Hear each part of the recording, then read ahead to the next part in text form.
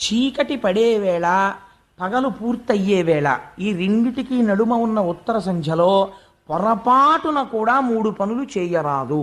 ఏమవి? ఒకటి, భుజించరాదు, తినకూడదు. కలియుగం వచ్చిందని గుర్తేమిటి? ధర్మభ్రష్టత్వం. బళ్ళ ముందు కూడా నిలబడి ఎడం చేతిలో పెట్టుకు తినేస్తూ ఉంటాం అసుర సంధ్య వేళలో. వేళావేళలు లేవు. కాబట్టి ఒకటి, తినడం నిషిద్ధం. అది ఉగ్రవేళ. మనస్సునందు క్రౌర్యముతో కూడిన ఆలోచనలు వస్తాయి. ఆరో వంతు మనస్సై. రెండవదేది నిద్రించరాదు. మూడవదేది మైథునము జరపరాదు. ఈ 3 నిషిద్ధాలు. మైథునం అంటే స్త్రీ పురుష సంభోగం, జరపరాదు. కానీ గమ్మత్తు ఏమైందంటే, కశ్యప ప్రజాపతి అగ్నికార్యం చేసుకుంటున్నారు. ఆయన సాక్షాత్తుగా రాశీభూతమైనటువంటి తపశ్శక్తి, అటువంటి మహానుభావుడు. ఆయన దగ్గరికి దితి అనబడేటటువంటి భార్య వచ్చింది. వచ్చి ఆయనతో ఒక మాట అంది.